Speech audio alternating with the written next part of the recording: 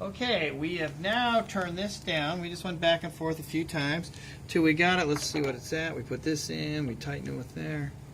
And yes, we're at 0.65. See how this 0? Well, it's a hair over, but that's okay. But it's close. It's within a couple of thousandths either way. We're good.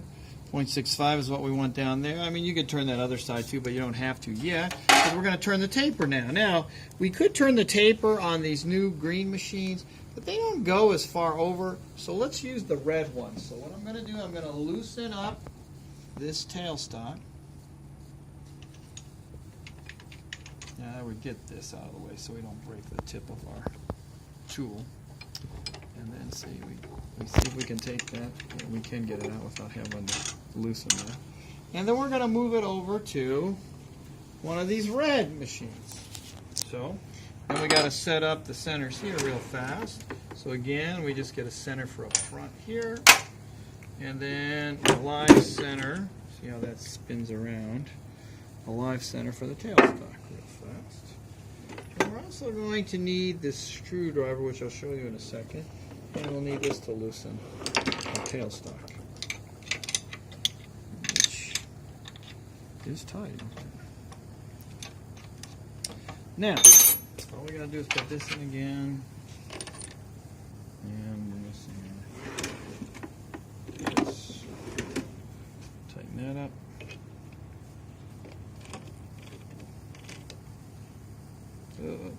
Now, if this ever goes too far in there, you're going to either take a wooden dowel rod that'll fit in there or a metal one that'll fit in there and inside this hole here, and it will slide the piece out. So here's the hole over here. Yes, good.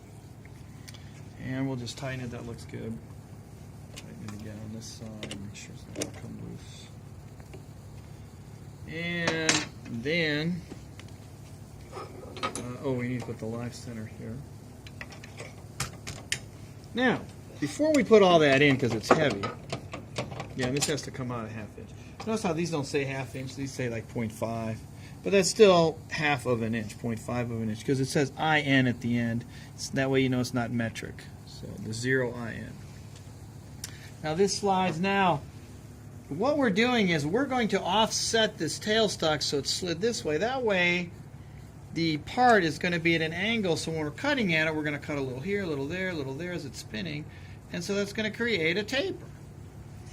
Now the other ones, they just have one thing, and you can only go so far. This, if you loosen up these two screws, there's a screw here, and there's a screw here. And also this has to be loose, which it is. And see, you can slide it either way, and you can get it. We want the best tapers this way, and you see the little, see there was the center right there. So we're angling it as far as it'll go, and then we will tighten these two screws. Get it in there, one screw, and then hold this towards you or it's going to move back on you. One, and then another one. Don't strip them out either. And there's the other one. All right, so now it's offset. And what do I mean by offset? Well, these should not match. So let's look. We'll move this out of the way. Our carriage. Put that in horse and buggy. And see, look, the center should line up, but they're not lining up. Look, they're a ¼ of an inch off, which is good. That way it'll be at an angle, and we can create a taper. So we still got our lathe dog on the. You may want to check this every once in a while. Make sure it's tight so it doesn't fall off right at the end and put a big dent in it. Yeah, it's tight.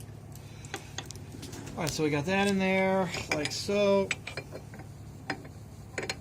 So we'll hit that jaw there, and then we'll move this in, so like that. Tighten this up.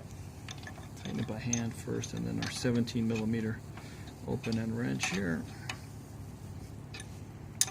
Some of these are stripped out, but should work.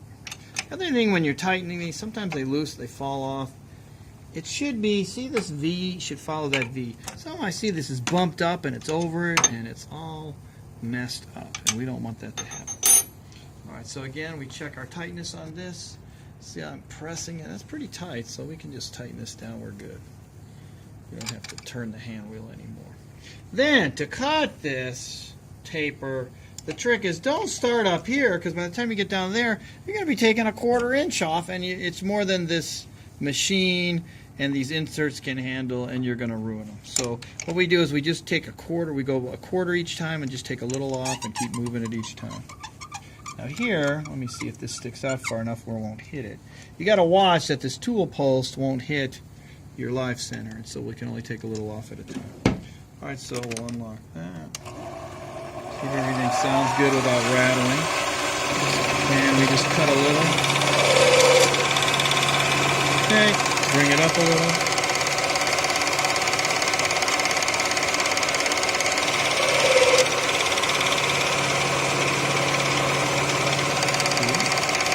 Bring it back a hair.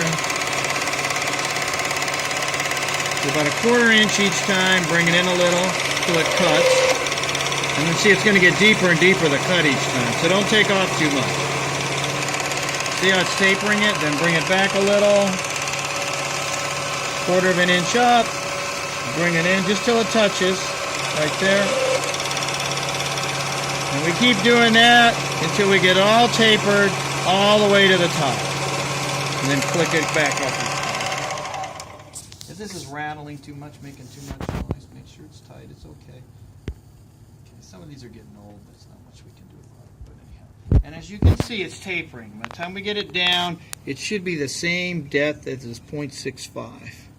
Now we have a band there and a band there. And that is how you taper your part.